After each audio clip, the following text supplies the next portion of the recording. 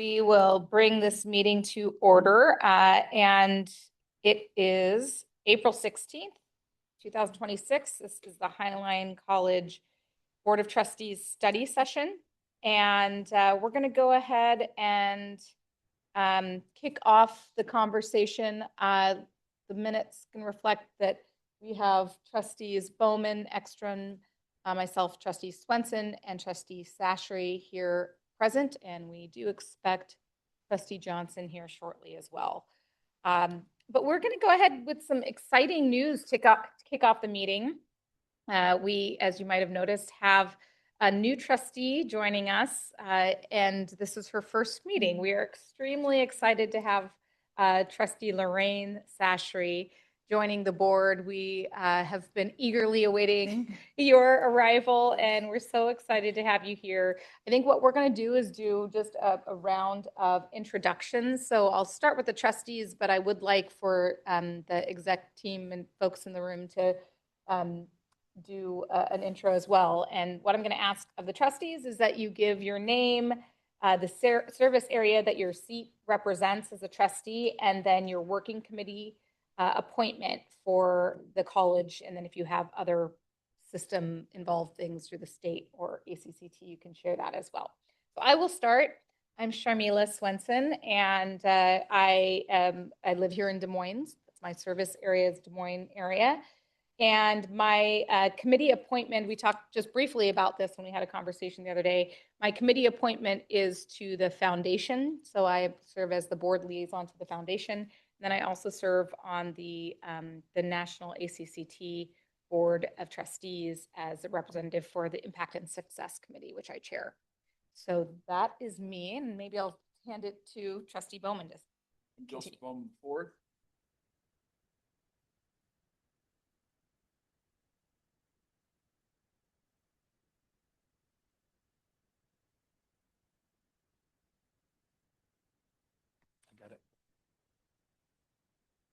Hi, can everybody hear me?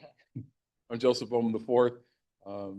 My duty with the board is the ACT, which is the state governing body. Collectively, we'll just say that. In addition to that, I'm the father of four. Been married to one pretty lady for 29 years, and completed my 5th year, my first term here at Highline. Great, thank you so much. Let's go to Travis. Thanks, Chair Swenson, and it is an exciting day. This has been a long day coming, so glad you're with us, and sorry I can't be there with you in person, but looking forward to the opportunity to do so. So Travis Ekstrom, I'm an assistant general counsel at Microsoft in our compliance and ethics organization. I'm in my 5th year of appointment to the Highline College Board. I sit on the finance committee on behalf of the board, including working very closely with Dr. Pham, who enjoys every minute of that, and all of our engagements that we have with the state auditor's office. And then my seat represents, I believe, still the Burien and Normandy Park area. At least that was my understanding coming in, so we're going to stick with it. And yeah, congratulations on joining, and looking forward to getting to know you better. Thank you, Trustee Ekstrom. And I think what we'll do is we'll go down the table here, and then, actually, Melanie, let's go to you first since I see you there. Go ahead. Hi there. I am Melanie Lawson. I am the Vice President of Human Resources, and normally I would be there with you during the board meeting, but I will be there next week for EDI Day instead. I do live in the state of Florida, and so I have the longest commute of everyone. All right. We'll start with Danielle. Good morning. Nice to see you again. I'm Danielle Slota, and I serve as the Executive Director for the Office of the President here. And then I also serve as the Title IX Coordinator and Civil Rights Coordinator for the college. I have been here for about 7 years. And outside of my work here, I'm also a mother of 3. Yeah, I like books, wine. That's me. Good morning. I'm Gabrielle Bachmeyer. I'm the Dean for Workforce Partnerships and Extended Learning, sitting in on behalf of Dr. Rolita Izanu, Vice President of Academic Affairs, and yeah, happy to meet you.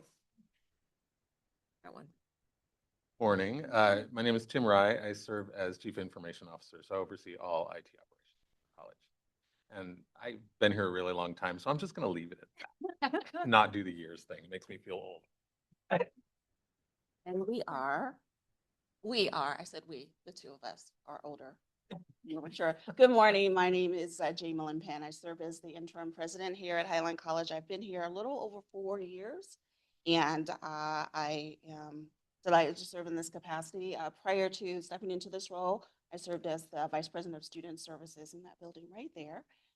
We're excited to have you join us. To let you know, I am a mom of 2 adult sons and a proud mom of a little grandson too, 2-year-old.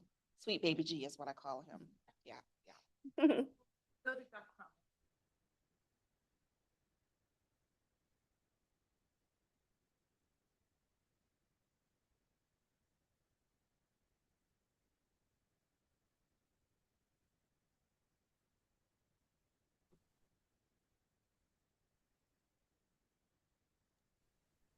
I don't think Dr. Phom's mic is on. Sorry. It's good. Sorry, Michael Pham, again, Vice President for Administration and Finance primarily. Been here 11 years at Highline College. Prior to Highline College, I was at Seattle Colleges for 25 years. So pretty long time. When I started, had a full set of hair and 6 feet tall. Now, like this is what you got. So welcome.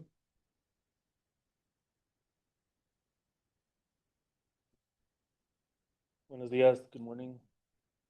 Yeah, right here. Tony Garcia, interim VP of Student Services, and I oversee too many areas, but I won't go through it, but if you want to know, I'll tell you later. I've been in the state for about 8-9 years. I used to work at South Puget Sound for about 4 years. I've been here for 2 years. Used to work at South Puget Sound, then at Grace Harbor for another 4. And I'm originally from San Diego, where I worked at San Diego State and UCSD. And I have a son that works somewhere in Seattle doing, I don't know, I'm not sure what, but he works. And I have a wife and a fur baby at home. Hello, buenos dias, Maribel Jimenez. I use she, her, ella pronouns, and I have the honor of serving as the inaugural Vice President of Equity, Diversity, and Transformation. And I have been at Highline College for almost 5 years and served previously as the Dean in Academic Affairs. And before that, I was at Yakima Valley College for about 8 years. And that's originally where my family's from, and they're still from there. So I go back to Eastern Washington often. And I am the mother of Juanito and Esmeralda, who are a preteen and a teen. So interesting times. And I'm excited to have you on the board. Welcome.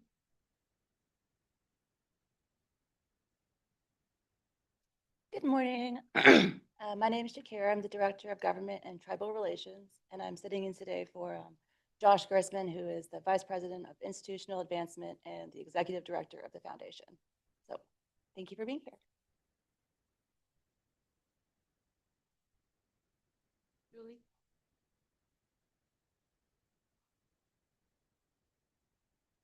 My name is Julie Hammond. I serve as the Executive Assistant for both Office of the President and Human Resources.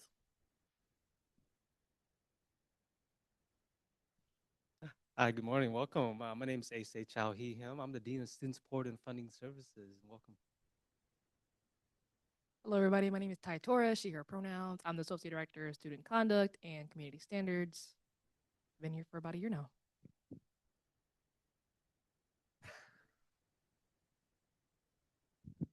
Hi, I'm Victor Orby. I'm IT customer support. So if anything doesn't work, you basically see me around. Keep Victor happy. Okay, did we have anybody else join? So we do have our AAG standing in today, Elizabeth, and I'm sorry, is it McAmis? Elizabeth, sorry. Yes, that's correct. Thank you. Okay, thank you for being here. So Elizabeth is standing in for our current stand-in, Michael Hemker, who could not be at the meeting today, but you will get to know the AAGs. They support all of these meetings for us, which we appreciate. Do I have, no, that's Jennifer. Is there Jesse on? Okay, not here yet. We'll let Trustee Johnson introduce himself when he comes, but I'd love to give you 30 seconds or so. I don't want to put you on the spot too much, just to introduce yourself to us and, what's your day job? I think that you have some commonalities down there and growing up in Cali. So please let us know more. Well, thank you. Good morning, everyone. I'm Lorraine Fashery. Thank you so much for your warm welcome. It has been amazing to be working with staff, working with Danielle, where she's getting me up to speed. And just, I really appreciate your kindness and welcoming. I have waited a long time to come and meet you all. But so I actually am originally from San Diego. That's where I was born and raised. And but I went to school outside of Boston and then lived in different pockets of the US and have been here in the area for 16 years. So Burien is home, and that's actually where I work as well for the city. I'm in economic development, which I know is really broad, but most of my focus is on business support, attraction, retention, expansion, tourism and placemaking projects, as well as workforce development. I've been fortunate to already have come into contact, with representatives from the college when I've been working on my child care initiative, your early learning program heads have been very generous with their time and information.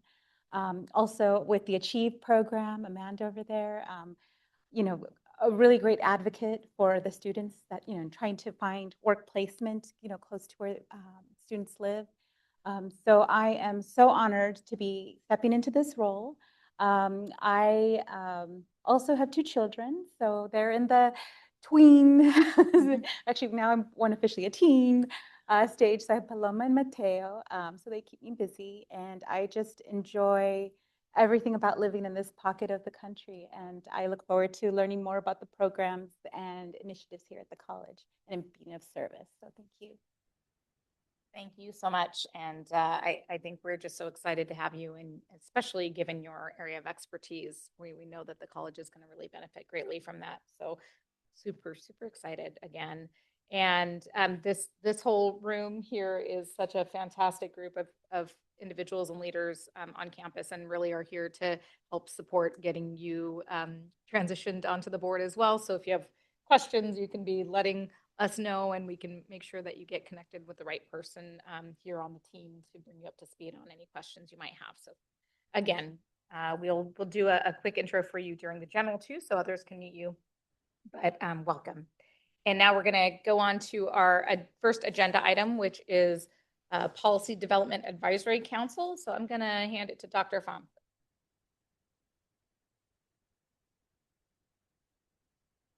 Yeah, good morning, trustees.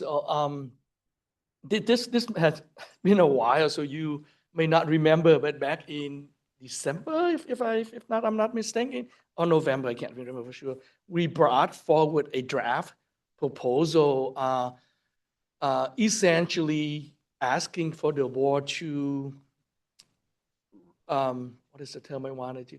So we have, and this is I'm also trying to provide our newest trustee with some background information. So 24 years ago, the board at that time created a policy development policy. There's a policy development policy. There's a policy and policy development on campus at that time. And obviously after 20-something years, the policy itself is outdated, also including certain provisions in there that operational in nature, and so and then also I believe the succeeding board since then probably have not had any chance to actually to even utilize any of the policy that board had created back then.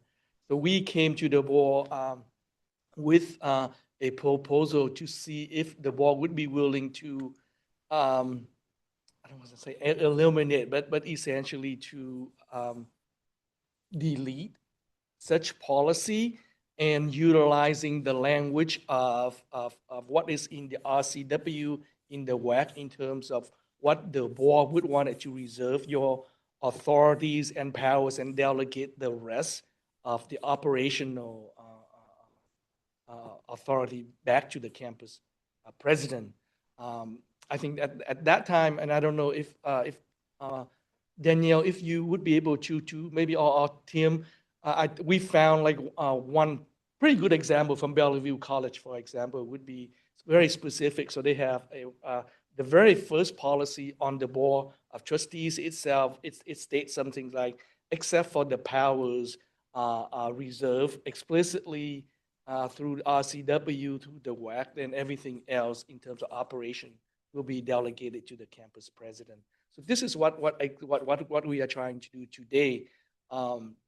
And once the board has approved such policy that we are proposing, then we would come back to the campus, because right now the 24 years old policy that we have also includes like essentially like very detailed about which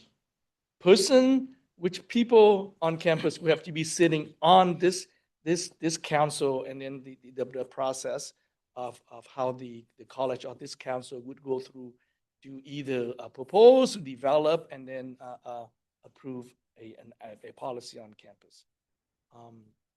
And so this is essentially a summary of what we are trying to do, is providing a clearer and more standardized guidelines for development of new policies on campus. And I believe one of the questions that you asked at the time when we first brought this a few months back was, so how would that affect or involve the existing shared governance on campus? And so we include such information on the proposal as well, in terms of how we envision such processes going to go forward. And I'm looking at Danielle. So thank you to Danielle, who is also serving on so for the my position, actually chair the Policy Development Council on campus. And so we have representatives from pretty much across the campus, from academic affairs, student services, IA, our faculty, our students, and then the unions. And so this is what we have right now, and we would like for you to take a look and to see if there are any questions that we can address. And again, I'm sorry, I just brought up Danielle's and then totally lost my thought. Danielle, do you have anything you wanted to add to the conversation? Just a couple things. One, there's a copy of this in your board materials folder in the Google Drive. So if you want to take a look at it and read it in depth, that would be very helpful. A couple other things we were trying to address is, first, I think it's important to know that typically the board, it is within the practices of the board to review board policies every 5 years. This has been reviewed in the last 22 years, but we haven't seen any changes made to it. But it is important to know that different versions of the Board of Trustees have reviewed it, and it has worked for you up until as of recent. One of the other reasons this came forward was because the way the Policy Development Council, which is worked into this policy on policy writing, currently operates, is it is a very long timeline from a proposal of policy to come forward to actually getting to the point where it is ready to go forward for approval.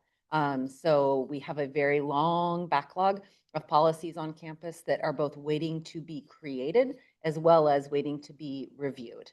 And so we are attempting to also kind of strengthen that process around so that we can have a faster review period and at least opportunity for a faster approval period, even if it doesn't always work out. Yeah, so we just want to pause to see if there are any questions. And thank you, Danielle, for I was waiting for your questions before we go into point out the differences between what. But thank you, Danielle, for really hitting at the biggest point of why we are approaching this, is because it's just the timeline. It takes. I would say that on the average, even with our best efforts, at most we can do a maximum of 3 policies a year for the last several years, and we have like literally on the docket right now, I could place at least 30 that needed to be, to be reviewed and completed this year alone. And I'm not talking about, they're like talking about hundreds of other policies that need to be updated. And then we do want it to follow your example of actually reviewing the operation or the college policies every 5 years as well. And there's just no way that the existing format structure that would allow for us to do that. Are there other questions that anybody else has about the process? I think I would ask, and when you all met last year, came with Justin, I believe. Right. He's on that committee. I think I would want to be refreshed as to what the rubric, the metric, purpose, the why. We would change a policy. What would be our initiative? What would be our motive to make those moves or those changes? It could be something as simply as just relevance, right? But I think I want to be refreshed again as to why we would make changes in particular and what would constitute a change. I think we have our standing AAG here, and so maybe she can weigh in as well. But at that time, in talking with Justin at that time, I think if I remember correctly, his primary support for such proposal is typically boards. The way the existing policy of the 24 years old policy is written is that, according to Justin, that typically boards don't get that involved in that level all the way down to the operational level of the college. We would like for boards to be at the higher governance level and such how the policy is written. So I mean, when we're talking about as of right now, even for us to go through the president's approval, it takes like literally like a whole year to get at least 3 to get through. And then if there is actually anything that needs, according to the written document that will need your approval, you're adding in some extra months right there. So we're talking about quite a long timeline to do that. But also his support, and I'm trying, it's like a few months ago, is given that the board, there are very explicit authorities and powers that are reserved for the board through state law already. Perhaps that is where we want it to be, and not creating additional, I shouldn't say burdens, but it could be, there could be burdens if we expand beyond those explicit authorities and powers. Yeah, I think the board is trusting of the EC and the process. I just think I would want to be totally strengthened with the knowledge of the process of changing policy, not so much being in the granular pieces of it. I just want to know why we change, how we change, what constitutes a change. I can give you some examples. So there, I mean, we have some information up there, but so we create some definitions why there are policies in terms of So one example would be if there is a mandate, and that has been an issue in the last couple of years. The state or the federal government may have. I said there is a mandate that you all have to do. College, one of them, something like we're talking about, but with our process, and we still have to take that mandate. So the law might say, Highline College, you have to create a policy on Title IX or whatever that is, right? Under the current existing policy, the department, I think had one experience, had to draft up something, take it to the policy, and then the policy council would have to vet it for another 2 or 3 months, whereas the mandate say you have to do it by so and so. So that is an area that there's like some frustration. If there's a law, I mean, you have to do it. Sure. What is the point of us going through this this process. Unfortunately, we have some very, very dedicated people on PDC who feel that regardless of the law or not, we still have to go through the process. And then therefore they have an opportunity to say that they don't like the law and therefore, et cetera, et cetera. I think too, in addition to like federal mandates, which we obviously get the AAG support on drafting, they provide us model language a lot of the time. So it's in some ways less onerous on the institution because we have their support. When you're looking at internal policies, we might find that there's inequity built into a financial aid policy. We've had lots of changes to financial aid policies lately.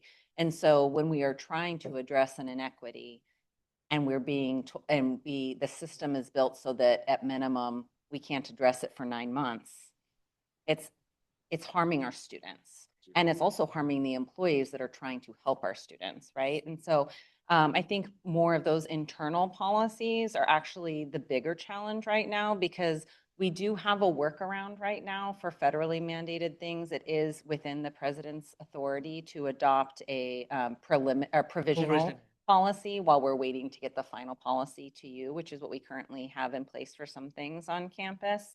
But it's more those like the day-to-day actions where things have just changed in the last couple of years. Systems have changed. We've gotten better at identifying the right way to treat people and identifying, systemic racism within the policies that exist. And so I think it's more so about those day-to-day pieces and wanting to take better care of our students and be able to do that faster.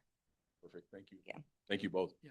And then if I might clarify, so the proposal that that's actually in front of you still we are still engaging with the campus community. So there is still a policy development advisory council. So we're changing the name a little bit instead of policy development council, where pretty much the council has the like the gatekeeper.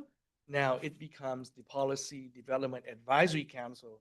So they still have a role in providing input to new policies, policy changes, as well as updates. But there is a timeline. So 30 days. The council has 30 days to provide input, and then it goes to executive cabinet. I just really wanted to clarify the language a little bit. Even though what I have in front of you, when we're talking about executive cabinet, but officially or formally speaking, your delegation is actually to the president of the college. So we use this interchangeably, and then once the delegation is delegated to the campus president or the interim campus president, we have discussed that it will be a collaborative effort within executive cabinet with the president, the interim president's approval for us to move policies forward. So I just really want to clarify that you are not delegating your authorities to executive cabinet. Okay, thank you. Thank you both for that. Are there any more comments or questions? I don't know, Elizabeth, if you have anything that you want to add, please feel free to chime in here as well. But I think that answers. No, I don't. Thank you. Thank you. Okay. I don't think I see any other questions out there. So we will continue moving forward. Thank you for the continuing work on that and for keeping us up to speed on all of those items. We appreciate that. I'm going to pause just for a second because I think we have trustee. Chair Swenson, I just pause for a moment. So I just want to be clear, and I'm looking at both Dr. Flom and Danielle. So to be clear, the next step of this would be what? Thank you. I think I was going to jump in. So what we would like, unless you are totally saying do something else, Michael, we would like that at the next meeting to actually submit a formal request for action. And we would like for this to be implemented prior to July 1st. Okay. Thank you, Dr. Penn. We'll look for that information to come to us between now and then. Okay, we're going to pause for just a moment because I think that we have Trustee Johnson on. Jesse, we did a round of intros for the benefit of our new trustee, Trustee Sashri, who is here for the first time with us today. So if you could briefly introduce yourself. Are you hearing us? Yes, I am. Okay, great. So we'll ask you to share your name and then the service area that you represent as a trustee, as well as the working committee that you are appointed to for the trustees and any other college system engagement that you have. Please go ahead. Awesome. Well, it's nice to meet you. Trustee Jesse Johnson. I represent the Federal Way area. Lived in the community pretty much my whole life and joined, I believe, in 2023 to the board. I support the foundation work, and also I think I'm second on the financials as well. So, and then see what else was on the what else should I say? I think you actually covered everything. If you want to say what your day job is, some people do yeah. that. Yeah, I work for the treasurer's office as the community engagement director. Course session just ended, so I'm gonna be in person a bit more now. I'll actually be there today for the general meeting in person. But yeah, I'm excited to be here and have you on board and have another trustee finally. We've been waiting for another awesome person to join our team. So thank you for being here. Thank you. It's exciting when we get back to 5. All right, so we're going to go ahead to our next item, which is final review of the student conduct code. And I think Ty and A, are you both doing this? Sorry, I think I've Ty down. You can get the microphone. Yes, thank you. Okay. Hi, good morning again. Ty, Associate Director for Community Standards and Student Conduct, and I are here to present the work we've been doing and request for motion to approve our final rule. So kind of similar to what Dr. Pham has been mentioning, our student conduct code is back coded. It's a policy that exists that in order to change it, we have to go through our state's rulemaking process, which is a way of saying there's state process where we have to go through, revise, but also in this case to amend and retract parts of our current conduct code. And the reason why we're doing this, because back in 2025, there was a court ruling, Tennessee versus Cardona referring to our former Secretary of Education, Miguel Cardona, that vacated essentially our Title IX policies, where it had to be back to our 2020, what they call the final rule, which is the 2020 version of our Title IX policy at federal level.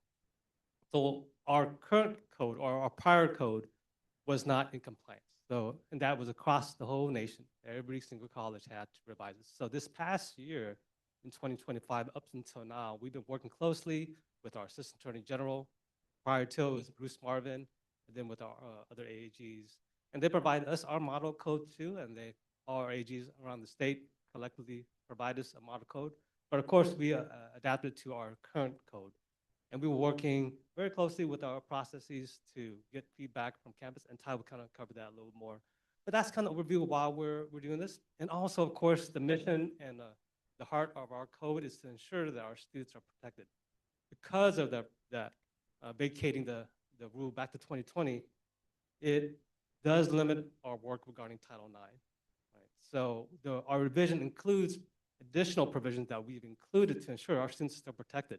For example, Title IX, as of now, at the federal level, if there is a violation that occurs on a off-campus event or activity, like physically off-campus, we do not have jurisdiction over that regarding Title IX. For example, our students go to Vietnam, and there's, unfortunately, let's say a Title IX incident occurred there. But what we've been working very closely with Danielle, Ty, also campus, and of course our AAGs, is ensure that what we're presenting to you to move to approve includes those protections for those occurrences. If not under Title IX, under our other areas of our code. So I shared that example to express that our code, we believe now is comprehensive and informed by all of our stakeholders on our campus, and there's been feedback as well. So I'll pass it on over to Ty, kind of talk about the process we've been going through to gather student, staff, faculty feedback. Thank you. Very well said. So I think April 3rd or April 2nd, we held a faculty staff public hearing, and in that public hearing, we basically presented all the revision changes for each chapter, any amendments that were made. and kind of explained why these changes were provided, what are the revisions for, who is it going to impact. And so it was for an hour. We were there for the entire hour. We did receive one feedback.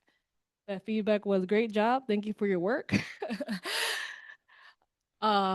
We had the feedback form open until August 13th, 5 p.m.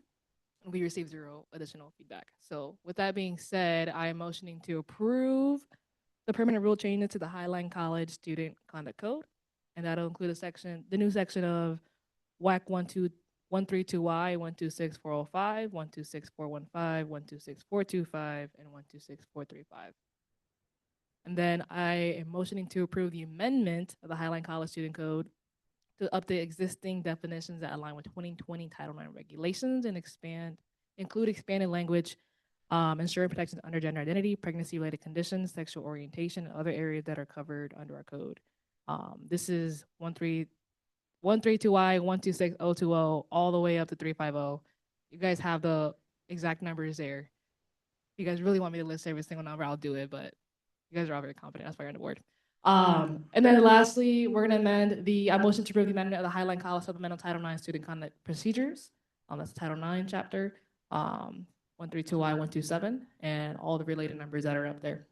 And so, in summary, yes, what A said, I just want to really, really emphasize, anything that is not covered with Title IX is basically going to be covered in the Student Conduct Code, which means that if there's any violations that we can't address under Title IX, it's okay. We have it under Student Conduct Code and we can address it from there. And that's what's most important about this whole revision process. Thank you. I'll take questions. Yeah, well, we appreciate the work that's been done here. I think it's one of those things that probably didn't anticipate until recently that we would have to go back and make these changes. And I think that you all have found a good way to address this while still trying to kind of uphold the core needs that we see as an institution, and just appreciate the work that's gone into it. It's a biggie. So I know one of our trustees is just itching to read out all these numbers. I'm going to give Trustee Sashri a pass as I don't believe in hazing. So, is there somebody else that is interested in taking this one up during the meeting today? Can I add a quick comment? Yeah. It's also just important to know that there have been no additional changes since the emergency rule that you approved. So basically what you would be doing is you would be motioning to approve the emergency rule language into permanent rule language. So you guys already previously reviewed every single change and we're good to go with them. So I just want to make sure that that was clear for Trustee Shastri as well. Yeah. Okay. Thank you. I'm happy to do it, Chair Swinson. Okay, there you go. Start those exercises like yellow leather, red leather, whatever it is. So, okay, great. Thank you for that. We will bring that up then here in our general meeting. And finally, we have executive session. So we're going to go into executive session for a conversation on collective bargaining. And I think that, let's see. Let's give ourselves 20 minutes to begin with. And is that happening across the way? Yes. So today's executive session attendees will include the board and interim president Penn and vice president Lawson and our AAG Elizabeth McAmis. If for our virtual attendees, if you go into your Outlook calendar invite, you will see it as a different Zoom link for the executive session. So while you're getting transferred into the new Zoom room, our in-person attendees will transfer across the hall to a different room and we'll get you set up over there. Danielle, can we please include Dr. Pham as well? Sure. Thank you. No objection from me. Okay, and actually let's give ourselves 30 minutes. So we'll have till 10:15 and then we'll check in to see if we need to extend. Great, thank you.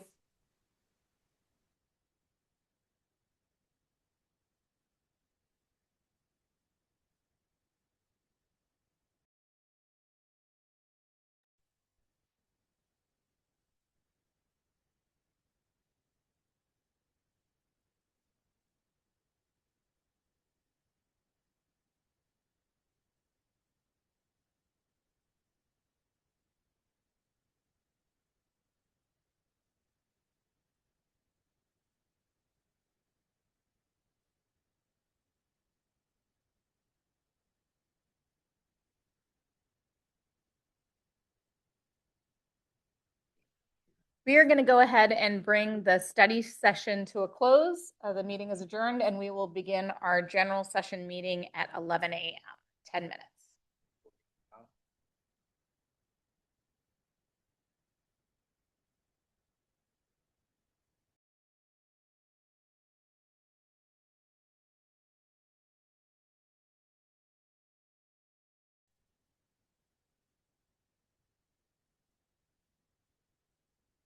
Okay, thank you everybody for joining us. This is the Highline College Board of Trustees General Session meeting for April 16th, 2026.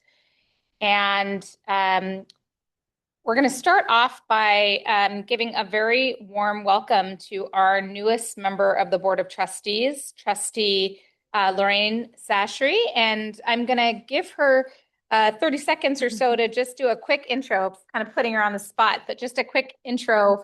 And again, we're so excited to have you here. I think first time we've had 5 trustees in quite some time. So we welcome you, and we can't wait to have you jump into all this work with us. So. Thank you. Good morning, everyone. I'm Lorraine Sashry. I work for the city of Burien in economic development. So a lot of the programs and initiatives that I'm part of really focus in on economic opportunity, opportunities for economic advancement and mobility for healthy, thriving communities. I wanted to thank everyone for the warm welcome. Everyone has been so kind and welcoming to me in this new role, and I'm excited to learn more about the college. In my professional and personal role, I've had kind of different touch points over the years. So I'm excited to serve and kind of dive in a little bit deeper. And thank you again.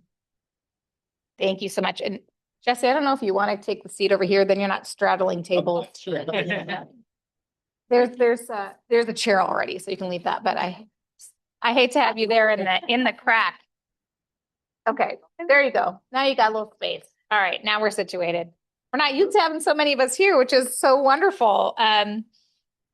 So I want to just have the meeting minutes reflect that we have 5 trustees present and accounted for. I know 5 of us. We've got Trustee X from there online with us. Thank you. And then we have 4 here in the room, Trustees Johnson, Trustees Bowman, and Trustee Sashry, myself, Trustee Swenson. So we'll go ahead and move forward with the approval of the minutes. We're approving the minutes of the regularly scheduled meetings of 2 meetings, on February 19th, 2026 and March 19th, 2026. Is there a motion? So moved. Is there a second? Second. Okay, I'll call the question. All those in favor, please indicate by saying aye. Aye. Any opposed with nay? Any abstentions? Okay. The minutes are approved. We're going to go ahead and open it up to our opportunity for public comment, and I'll hand it over to Danielle. Thank you, Chair Swenson. We do have one individual signed up today. We have Dan Cosgrove. I believe Julie has a microphone that Dan can use. And a friendly reminder, open public comment is limited to 3 minutes. So I will put a timer up here on the screen. Just one moment. I have to turn my camera on to do that. There you go. Thank you. I hope that. My name is Dan Cosgrove. I'm an employee at Highline in the Workforce Education Services Office. Recently came to my attention some of the issues regarding the safety management fee as it pertains. So I sent through some detailed information. Hopefully you all got a lot more reading material or just details. I'll provide just a brief summary of what's in there. So just to the trustees, executive cabinet, and Highline College community as a whole. I'm here to express my concerns regarding the safety management fee, SMF, and its application to state employee tuition waivers and the broader student body. First, I believe the state employee tuition waiver should include a waiver of the SMF. This may have been an oversight when the fee was instituted in the fall of 2024, particularly as most employees already pay for parking separately. The SMF falls under the category of services and activities as defined by the RCW, and our institution's policy already provides for the waiver of those fees for employees. I also believe that any state employee who paid the fee from the fall of 2024 until now while using the tuition waiver should be refunded. Next, I would like to address the structure of this fee as it applies to all students. The fee is applied to each student regardless of credit load or whether they attend classes online or in person. Now, requiring students who do not park on campus to essentially pay for a parking pass is inconsistent with our institution's core values. It creates a significant equity gap by forcing students who use public transportation and who support the commute trip reduction program to pay for a service they do not need or want. I urge the college to review these policies to ensure that the fees are transparent and equitable for all members of our community. Thank you. And I just wanted, while I have a few moments left, seconds, just to iterate that this did come to light because I decided to take a 1-credit course that I was going to do yoga. So sorry, I'm a little out of breath still from yoga, just came back. So, and that surprised me that there would be a $66 safety management fee. Looking into that, $40 is a normal quarterly parking pass. So every student gets a parking pass when they pay the safety management fee, but not every student parks. So clearly roughly $40 of that fee is for a parking pass, okay? It used to be separated in the past. Perhaps it should be separated again of the $66. So the other $26 might be the things going towards increasing security, lighting, safety, those kind of programs. But there we go. I think that needs to be looked at. Thank you so much. Thank you very much.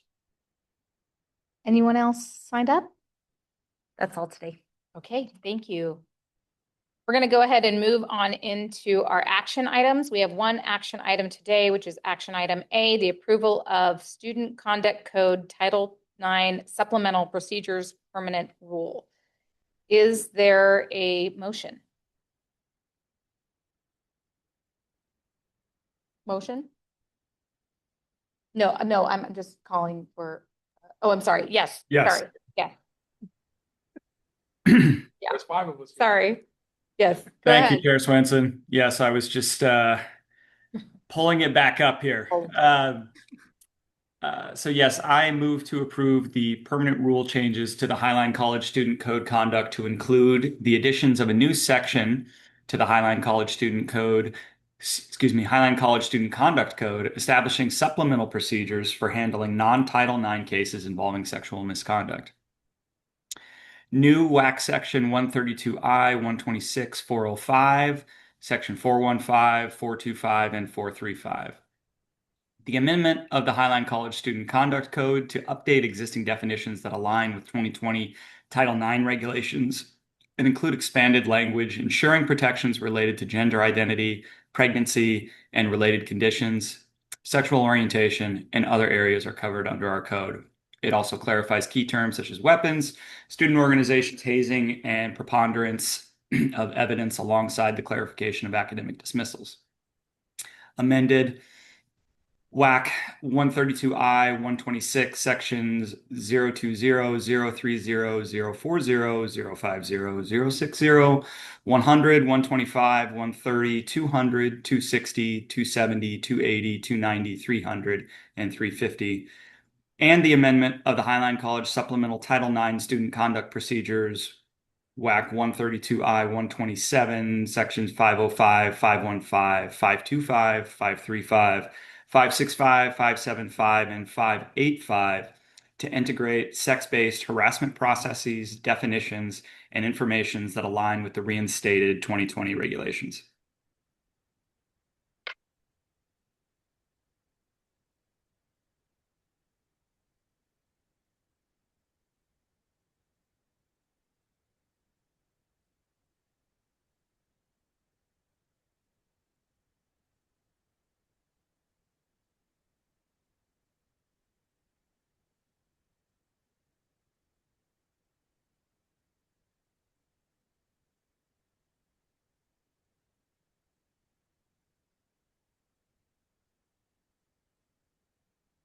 Sorry, my mic isn't on. We're going to go into standing reports.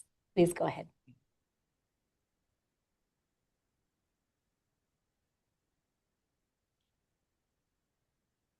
Hello. How's everybody doing? Good. It's good to see everyone. Thank you for giving me the opportunity to speak today.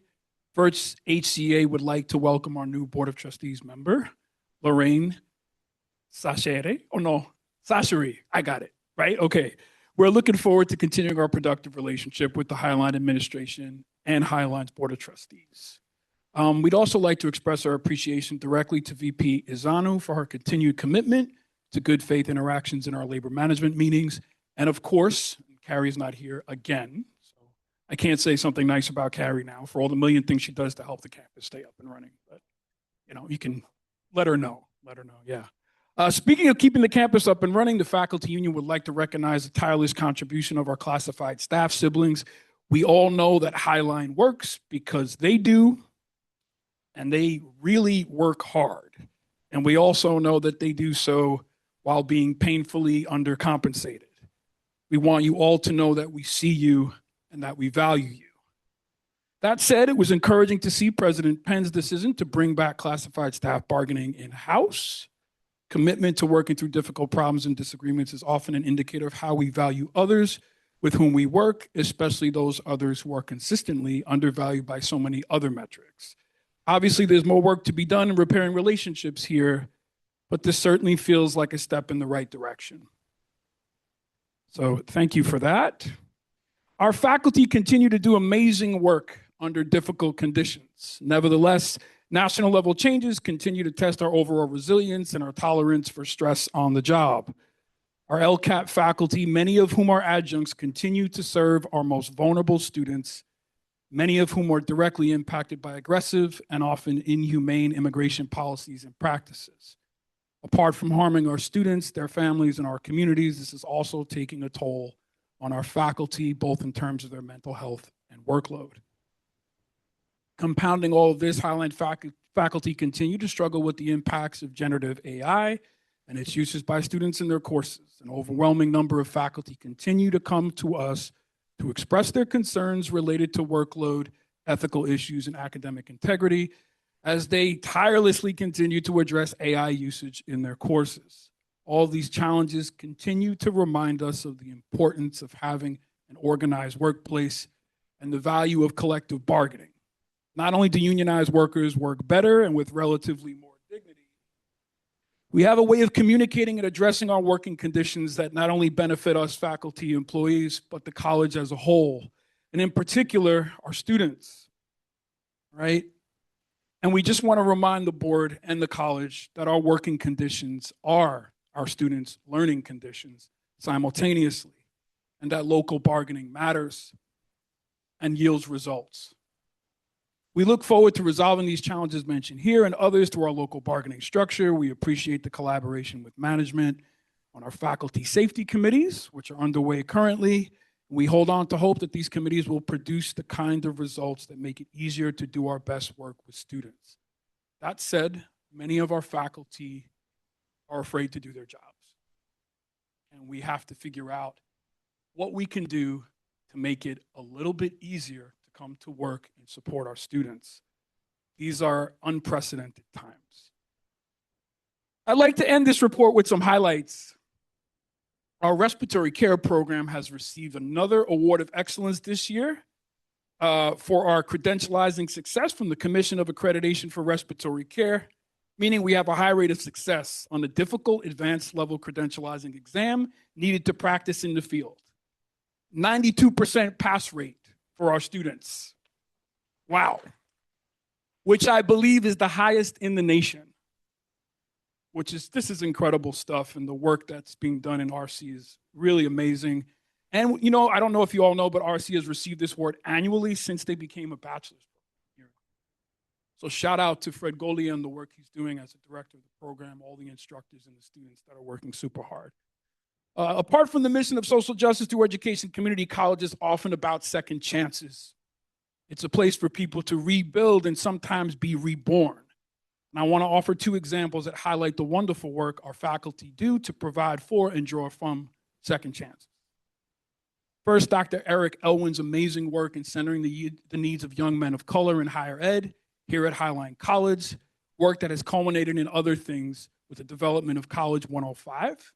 And College 105 is, of course, designed to address the disparities of cultural capital faced by many of our working class students, in particular our students of color. And this class design is especially mindful of the struggles of young men of color who often face very specific systemic and institutional barriers accessing and navigating higher ed institutions. I want to thank Dr. Elwin for his work and all those involved in producing College 105. We hope to see it be a huge success for our students. I also want to highlight the work of our dedicated nursing faculty. I've been working with one of our working class students who has dreamed about being a nurse her whole life. But because of some hiccups along the way, she felt discouraged and hopeless about achieving her dream. So what did I do? I reached out to nursing faculty about this student and asked for help. Within hours, the student was meeting with nursing faculty, was assigned an advisor, given a plan to move forward in their journey. That student contacted me later and told me that they felt their life had changed, and now they felt a sense of purpose. She told me that the meeting they had with our nursing faculty turned on a light, there's a quote, turned on a light in a dark room. Right? This is the kind of work our faculty are doing here. I wanted to bring this to your attention because I feel like these stories just kind of fly under the radar, the kind of work that our faculty do. And so how do we make sense of this here at HCEA, the faculty union? Simple. That's how Highline faculty roll.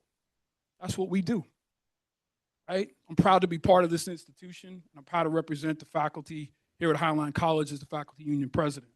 I'll leave my report there, and I'd be glad to take any questions. Makes it easier. Are there any questions? Any questions? I don't have a question, but I do have a comment. My oldest son was born very premature. Mike. I do mics on Sundays, usually not on Thursdays. My oldest son was born at 19 ounces, very premature. Spent 105 days in the neonatal intensive care unit. And what RTs mean to me, respiratory therapists, they are heroes. So to hear that we're producing more so that we can support preemies like mine, who is now 6'6", 350 pounds, we win. And so I'm grateful to hear the victories of the program. Thank you. Wonderful to hear that. Thank you. Yep. Yeah, seriously, the work they're doing, they're helping our communities straight up breathe. I mean, that's what we're doing.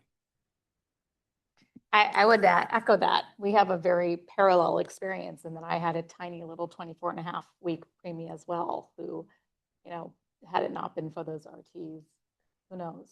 So really, really important work. I love that this is something that we can go and brag about. And I really appreciate, the opportunities to hear the stories. We don't hear them enough. We know there are many, many, many of those that are similar successes and great examples of the incredible commitment and dedication. So thank you for bringing those to us, Dr. Doug, and please continue to do so that we can, I always take notes when I hear those so I can go and brag in other places about those stories too, but we love hearing that and thank you for all you're doing. Okay, I don't see any other comments or questions, so I'm gonna move on. And I don't see George today. Is there somebody else representing? Hello. Hi, Lori. Is it Lori? I'm sorry, my eyes are so bad, Lori. Yes. Please go ahead from WPEA. Great. Thank you very much. Good morning, Board of Trustees and Executive Administration, and to our newest Board of Trustee. Classified staff have been busy across campus in their support of students, fellow staff, and departments and administration. From registration and records to entry services, advising, financial aid, cashiers and testing center, all these areas are diligently and consistently supporting our students and making sure students are able to get into classes, have the financial means to do so, and getting the support they need. Our IT technicians and networking and telecommunications staff who support every aspect of the college in making sure our electronic infrastructure and tools are available to do the work every day, are there when we need assistance and to fix issues when they are broken. Our wonderful facilities, grounds, and custodial crew who keep our buildings, even the broken buildings, running as smoothly as possible, even if it has to be MacGyvered with some of the older systems. Our custodial crew that are rarely seen as they work the late shift, but keep our areas clean, maintained, and do the dirty work that many folks do not want to do.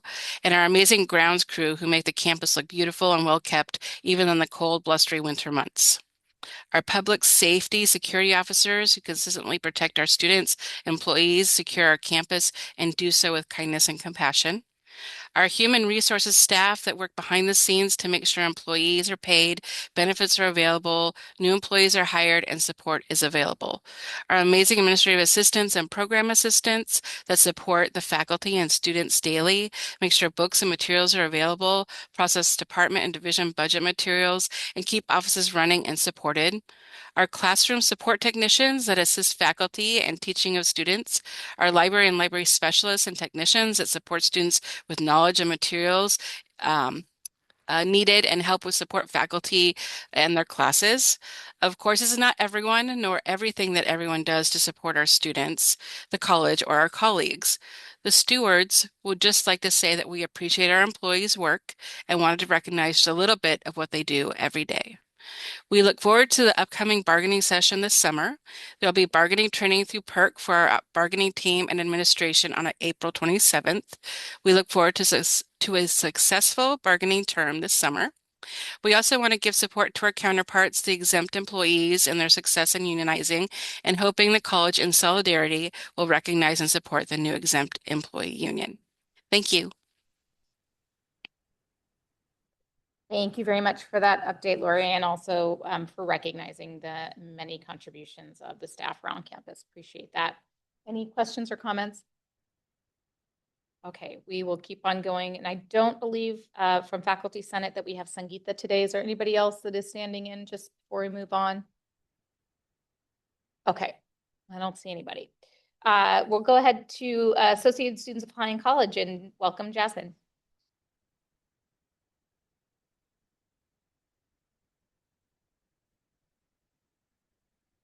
Good morning, everyone.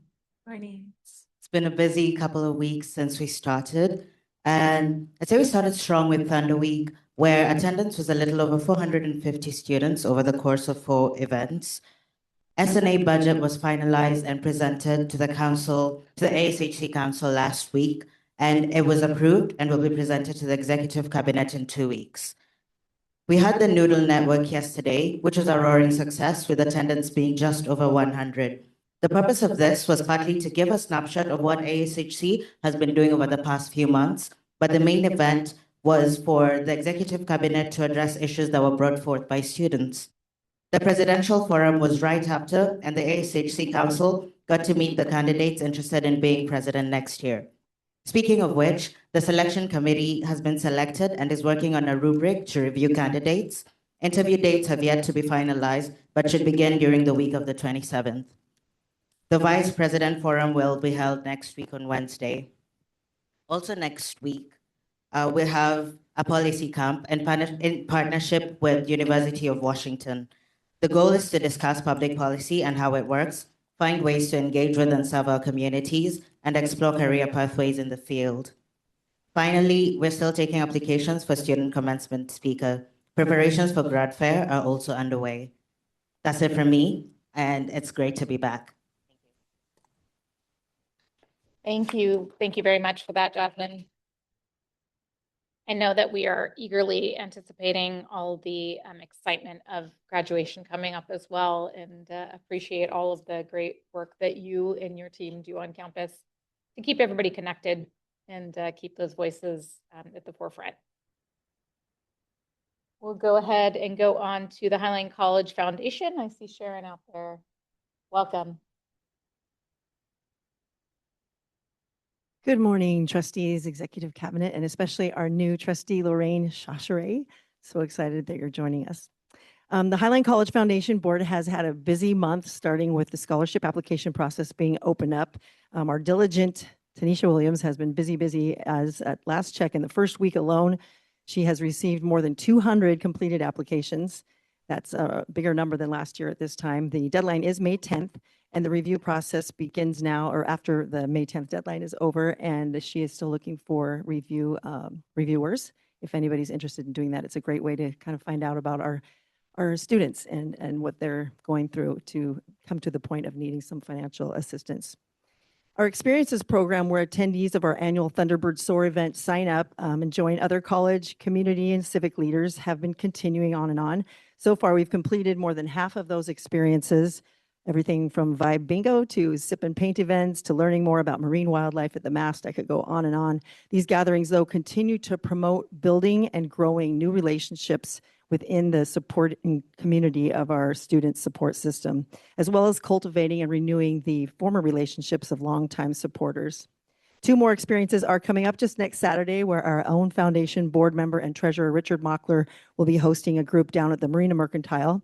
And meanwhile, we will partner also in Burien with the Highline Heritage Museum and director Nancy Salguero for a tour of the museum and a lesson on the history of tacos and tequila.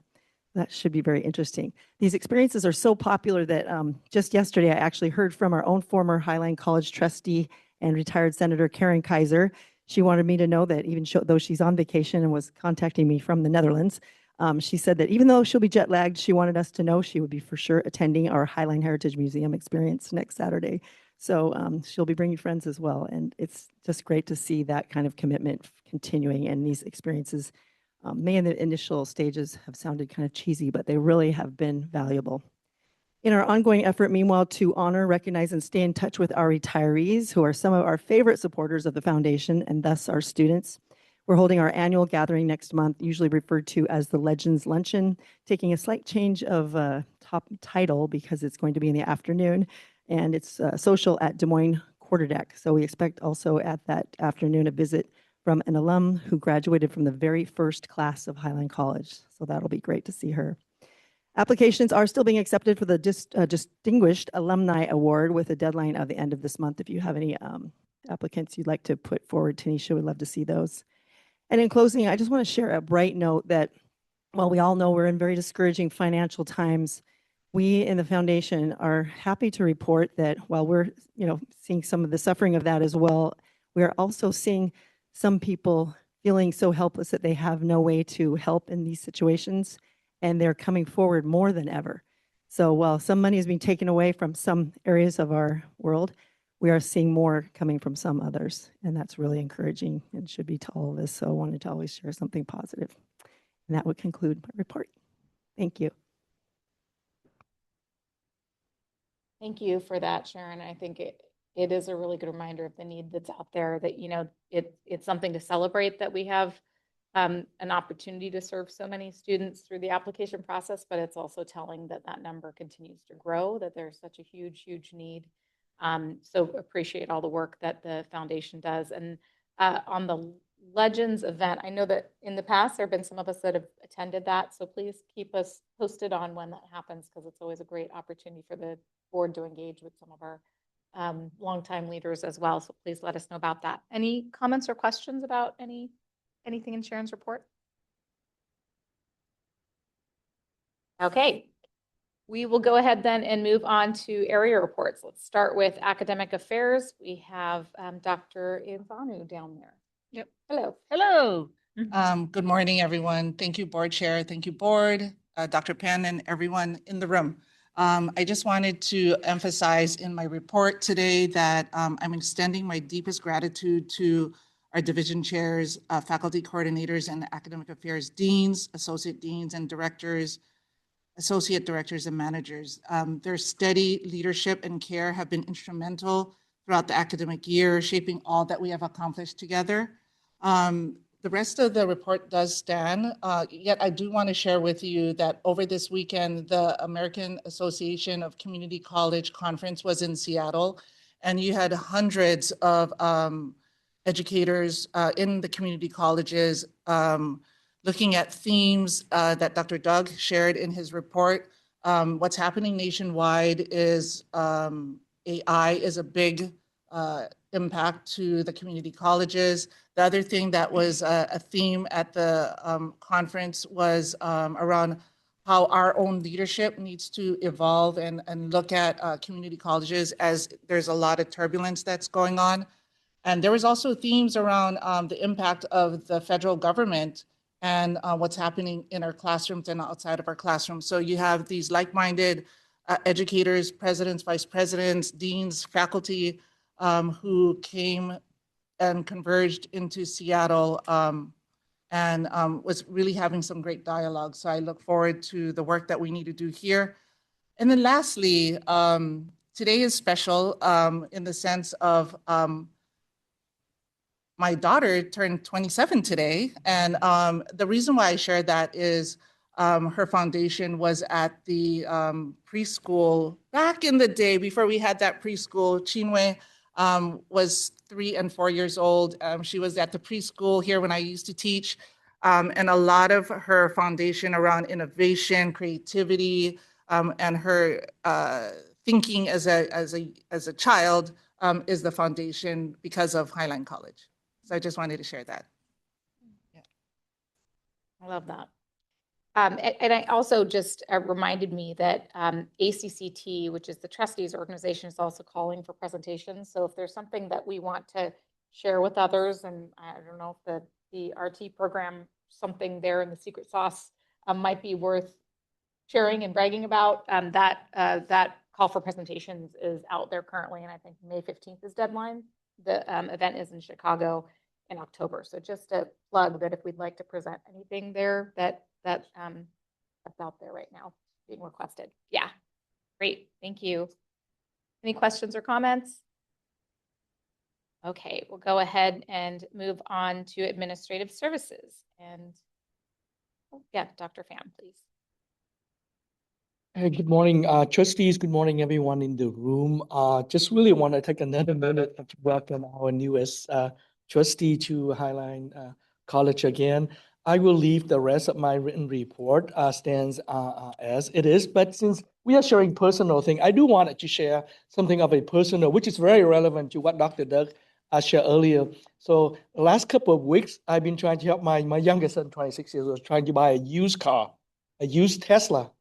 And we turn to AI. And I have to say that it is an incredible experience. And I know that Tim will ding me for, I actually use ChatGPT at home on my own devices and my own time. All I can say is that it's kind of like this is the best experience that I ever had in terms of trying to buy a used car, and I will leave it at that. So we may have to do something with AI in the future. Figure out how to harness it in the way that works for student learning, huh?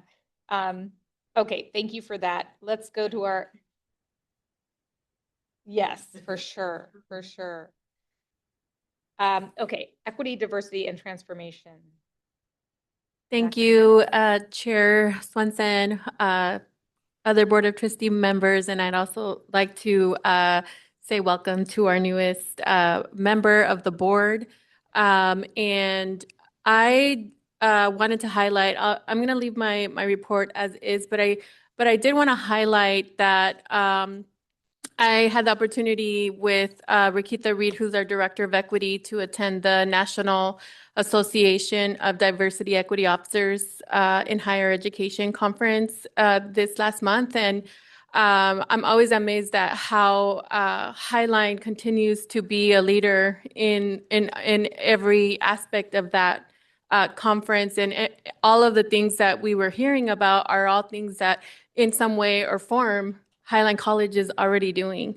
And so it just reminds me about all of the great work that we, because of the great people in our faculty and our classified and our exempt staff, and how we continue to work together to serve our students, and how passionate people are about making sure that we are true to our mission and social justice for our community that we serve here at South King County. And so I just wanted to highlight that, and specifically want to highlight that our benefits hub that continues to be a national leader under the leadership of Mariela Barriga, who's our associate dean, who continues to expand that area when it comes to the pantry and just like the WISH program, which is housing for unhoused students. And they just have been pulled in every different direction to share what is Highline doing, how do you have all of these things.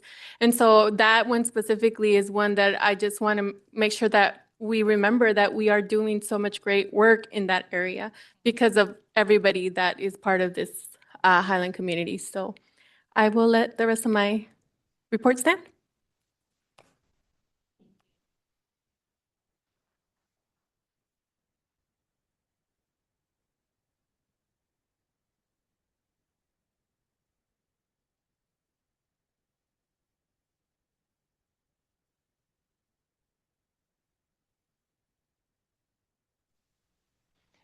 Is it on me? Because I can't hear. I was on mute. See, I'm on mute. Sorry. Go ahead. Okay. So the Human Resources Department, in light of all of the professional development that we did throughout the month of March, has been focusing a lot on that. And so Mary has, under our new membership, attended her first meeting at the CUPA HR, which stands for the College and University Professional Association for Human Resources. And so she was able to attend that in Louisville and get some really good feedback in terms of what other institutions are doing with the HR function. And very much like what Dr. Jimenez said, we're really glad to hear that our strategic plan that we're working on actually puts us ahead of what a lot of the other institutions are doing, really just becoming more strategic HR partners versus just kind of this administrative function. Really looking forward to the training that I won't say it yet because we'll wait till it's done, but there's lots of the team that are doing a lot of professional development right now. And we're looking forward to updating some of our processes that will reflect that. And then just kind of what we mentioned in our report, looking forward to our upcoming bargaining sessions with WPEA, still feeling very, very hopeful. We are going to jointly get some training from PERC on interest-based bargaining. So that'll be a really good time for us to come together, really understand how that works, and come up with things that I think are going to be so beneficial to all parties involved. And so really excited about that. And I won't say too much. So good job, HR team. Keep up the great work, and I will let my report stand as submitted. Thank you very much for that. Appreciate all the work you're doing.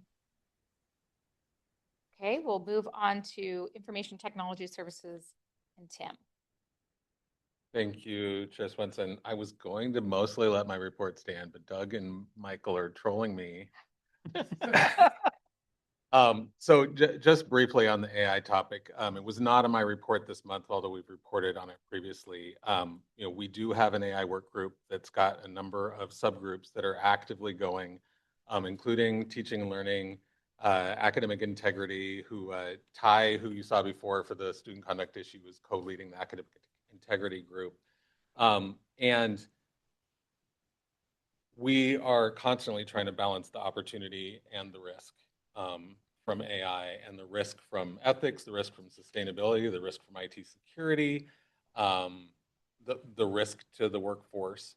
5 of us from Highline were able to attend last week an AI and in the workforce and higher education summit at South Seattle College's Georgetown campus. Jennifer was there with me, one of our faculty members, Gabrielle Bachmeyer, our workforce dean, and Mary Howland, who's also in our workforce. Oh, and Tanya, 6 of us, I guess. Yes, Tanya Powers, our associate dean for bachelor's programs. And it was a really good conversation with folks from both higher ed and the workforce about how we're trying to approach this. Learned that in the workforce, the people on the ground are struggling just as much as we are on the right application and the right levels for this. Also was pleasantly surprised when we shared how Highline is working it, how other institutions perceived that we're ahead of where they are, which does not feel like it from the inside. It feels like we're struggling and there's a big hill to climb, which there is, but it was good to hear from other folks that they appreciated the approach it sounds like we're taking. So a lot to do still, but a lot of work has been done. And I know the academic integrity group, I think, met with Faculty Senate yesterday to do some preliminary presentations, so that work is moving along. So we're working on that.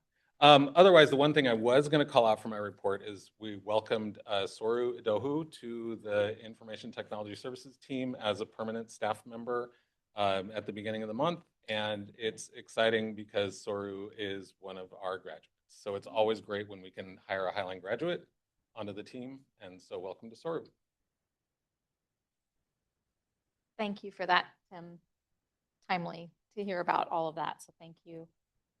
Any questions or comments? Okay, and I think I saw Shakira down there. Down there, okay. We have institutional advancement. I think Josh is out today, so we have the wonderful Shakira. Thank you, Chair Swenson. Good morning, trustees and everyone. The written report stands as is, but on behalf of IA, we would love to welcome Lorraine Sachery. Josh is sorry to miss your first meeting, but he hopefully will be returning with good news from China, where he is right now with some of our colleagues developing relationships. Many of our IAT members have had the opportunity to work with you and connect with you at activities such as the Highline Forum, the Southside Policy Group, the Southside Chamber, and the Highline Heritage. So we're very excited to have another advocate for Highline College, and we're looking forward to working. Thank you. Thank you. And then last but certainly not least, we have for Student Services, Tony Garcia. All right, good morning. We want to welcome the new trustee first and foremost. Before I let the report stand, I do want to add one piece to it because I did report that we were going to meet with Tukwila City Council, and that actually happened in collaboration with Dr. Pedrosa, the superintendent of the Tukwila schools, and Riley Hager, the project manager of Tukwila Promise, that was initiated by Dr. Penn, and the collaboration with these people, and Jessica Munger, of course, from Washington Opportunity Scholarship. We presented what the first year data and what has come from it, and they were very pleased with it. They are going to extend the program to Renton and to South Seattle schools, South Seattle colleges, and they're going to have a meeting about the budget and see if they extend the program a couple more years as well, pending on this next year. So I'll keep you updated on what happens with that. But good job to everyone that helped contribute to the success of Tukwila Promise. And after that, then my report stands. Thank you, Tony. Any questions about that? Exciting to see that continue to grow. Chair Swenson, I do have a question, and I'm putting you on the spot. Interim VP Garcia, do you know how many students we currently have in that program? We started in the fall. I think we had 44. In the winter, we went up to 55, and now in the spring, we have about 45 enrolled. Thank you. Great. Okay, I will go ahead and close out the area reports then and move us on to our remarks from Interim President Penn. Thank you, Chair Swenson. The more y'all talk, the more notes I made, so we might be here for a minute. How about that? Good morning still to everyone. And first of all, I want to say, as many have already said, welcome. We're so excited to have our newest trustee here. More to come, lots of learning collaboratively that we will have to do, and just know that this community is very excited to have you here, and anything that you need to know or learn from us, please let us know, okay? Thank you so much. I'm looking down here. We have some things going on together. I have a birthday son today, 33 years old today, and I can't believe, I mean, he's old, and I'm just fabulous. How about that? So we'll have to talk. How'd that happen? We'll have to talk a little bit. I just was like, wow, okay, thank you. I have a couple of things that I'd like to talk about outside of my report. Thank you to the students that are here today. Several of you, maybe all of you, we saw yesterday in the ASHC, that's Associated Students of Highline College. The meet up that we had yesterday with Executive Cabinet, again, I want to say to you, that was quite meaningful, and we learned a lot from you in collaboration with you. And so thank you for that. We're looking for more opportunities to meet with students across the college community. But I think that that session yesterday was invaluable in a lot of ways. So thank you so much for setting that up, and we look forward to doing more. I left for a few minutes the meetings here to go right across over here to Building 8. Were you over there? Oh, yeah, just the room. The DJ is going. Tony was there. Students cheering. We have a lot of students from around the region who are visiting Highline College today for the Highline College Expo. So as you leave, you might see them depending upon where you are parked. These are high school, many high school seniors and other students who are interested in Highline College and may make a decision to come here, you know, in the fall. But it was just really great, and I had an opportunity to welcome them, and I'm excited about the possibilities for them. One thing I do say to students who come to visit this campus is, you know, if we're not for you, we still wish you the best. We want you to continue your education. And so that was part of my message, you know, look around, take a look, ask a lot of questions.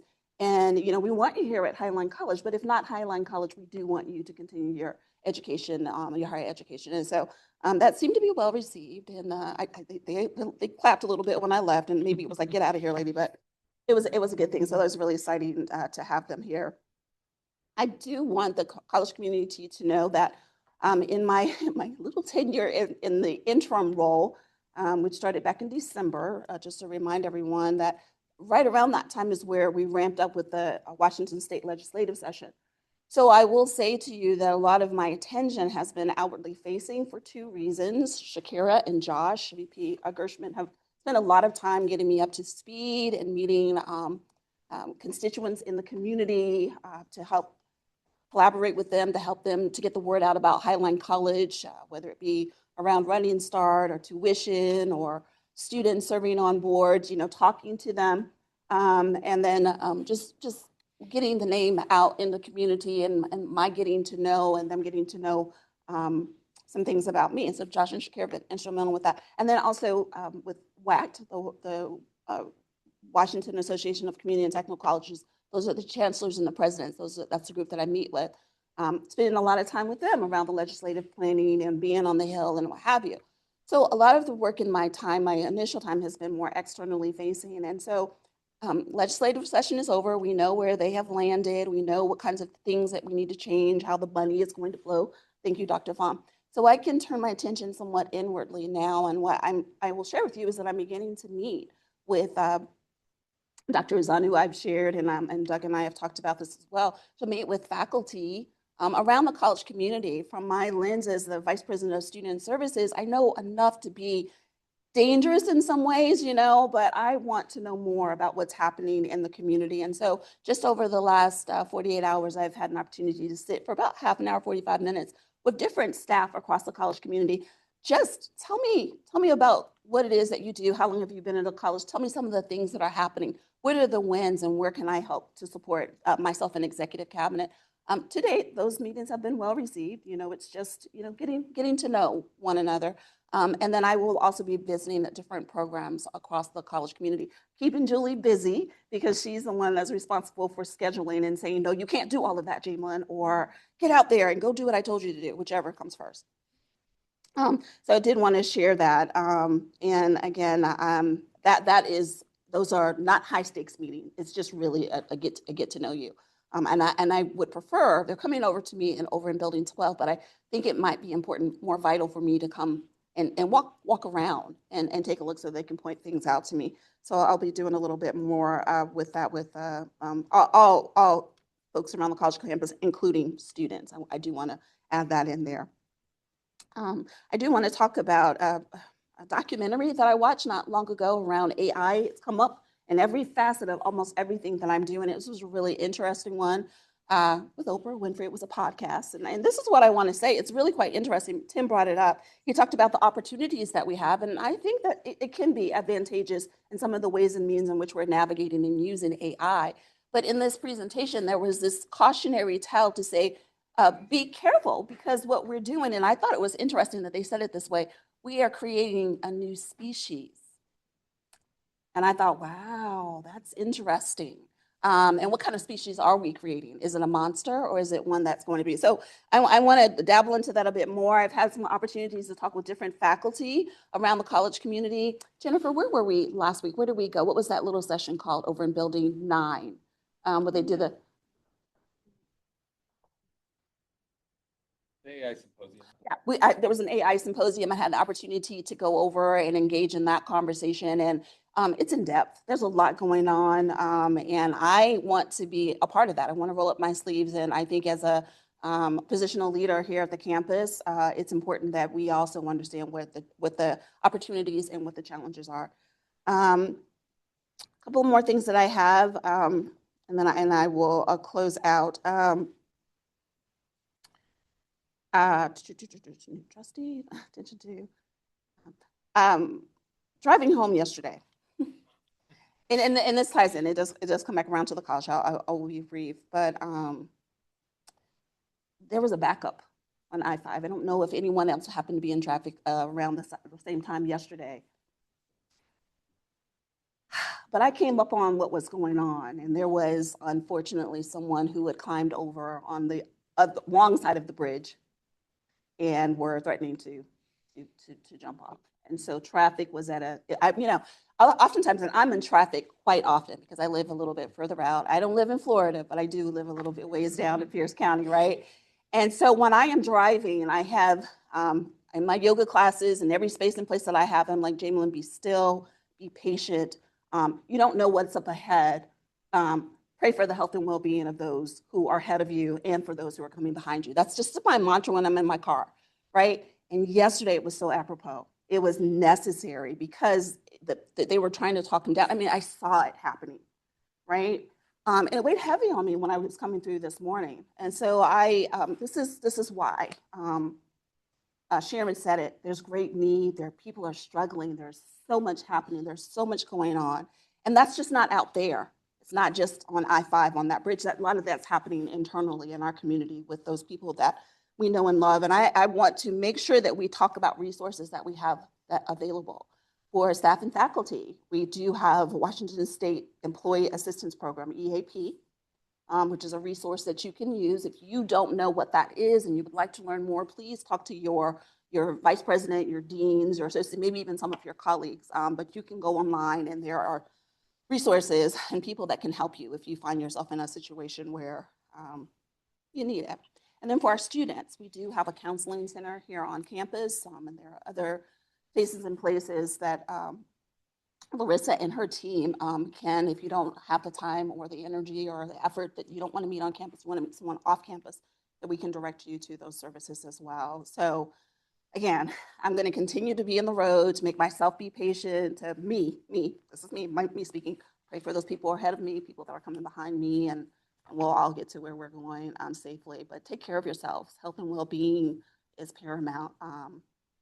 We love you. We want you to be safe. And so outside of that, my message stands as it is. If you have any questions, please let me know. Thank you. I know that is certainly very appreciated by all of us and everybody up here as well. We wish that for everybody on our campus. And we appreciate that leadership will lean in to support that for everybody who needs it here, as well as taking care of yourself. Okay. I don't think we have any unscheduled business. Is there any unscheduled business that anyone would like to raise? Okay, well then I'm going to go ahead.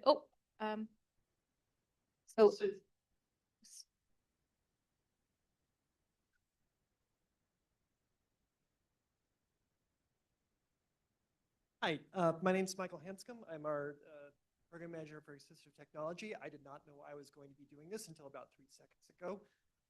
We received, as you may have heard, may have known, we have been working on assembling a union for our exempt staff. Thank you. For our exempt staff, we were told yesterday evening that there was a chance that the Board of Trustees would be voting to voluntarily recognize the union. And I was wondering if this would be able to happen. I have no idea what I'm supposed to say here. So that's actually not an item that is in the purview of the board to vote on. So that's an item that will be handled by the leadership here, our staff leadership, but it's not an item that the board will vote on. So to round that out, and again, we are departing from, and we have to be very specific about what we have on the agenda, but I will answer. I will have some communication coming out to the constituents a little bit later on, by end of week, but we can talk about that off grid because our agenda has to stay. Miscommunication. So thank you very much. Yeah. A couple moments here. Thank you. Thank you. Okay, and we're going to go ahead then and bring the meeting to a close. The meeting is adjourned. Thank you all.